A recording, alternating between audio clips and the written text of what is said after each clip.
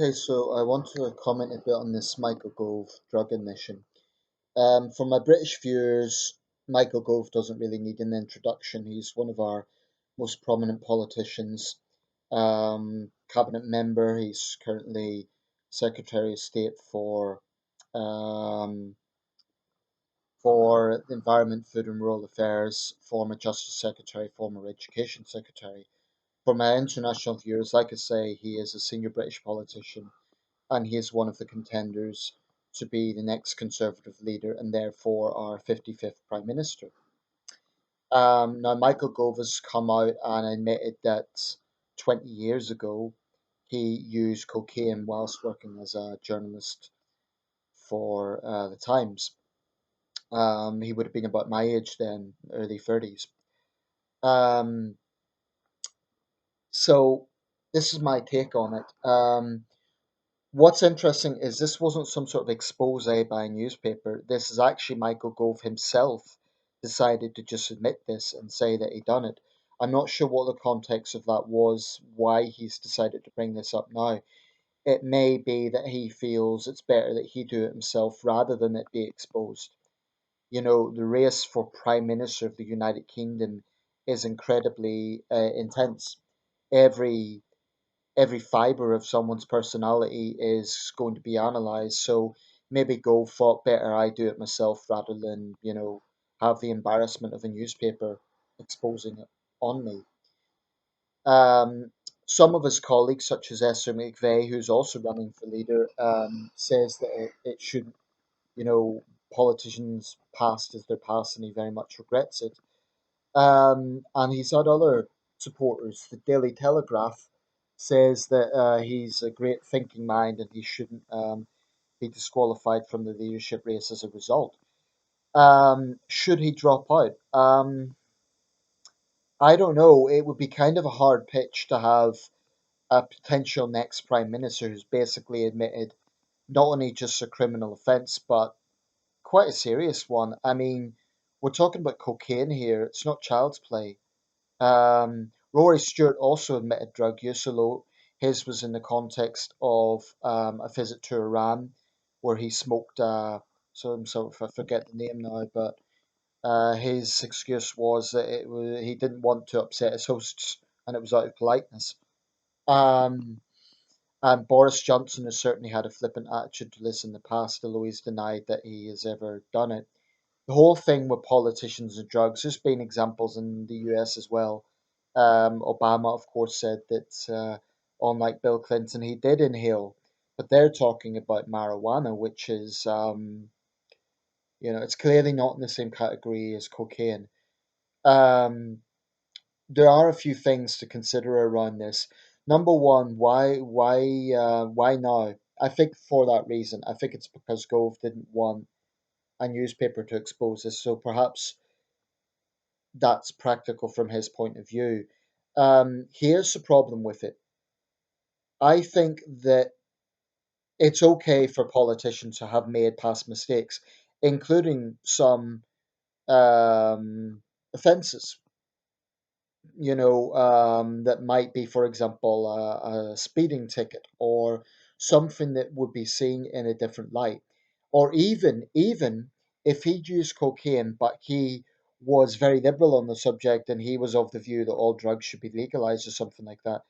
No, that's not my view. But here's the problem though. Gove has taken a pretty traditional conservative stance on drugs.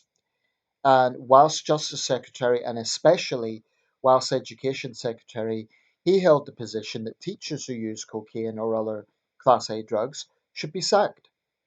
And now he's saying that he doesn't think this should disqualify him from the leadership contest.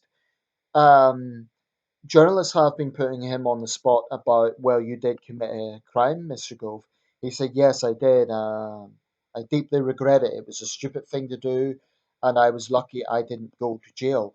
But someone needs to ask him, well, Mr. Gove, don't you think the public are going to be angry at perceived double standards?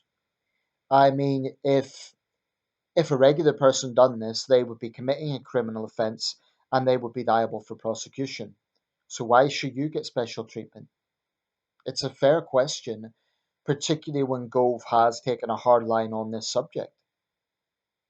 I think that is problematic. That to me is more problematic than the fact they used the drug in the first place.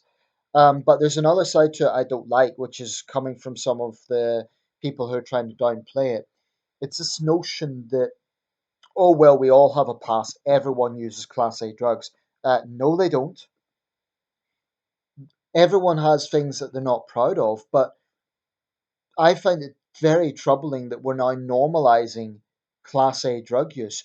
Probably it is true that its usage is quite widespread, particularly in London and certain social circuits. But no, the average person does not use cocaine, and it shouldn't be normalized. It is a dangerous substance. It's a Class A drug. And whatever you think of legalization around drugs, the bottom line is it is illegal. So if you're using cocaine, you're breaking the law. And my goodness, for a justice secretary, that's pretty incredible.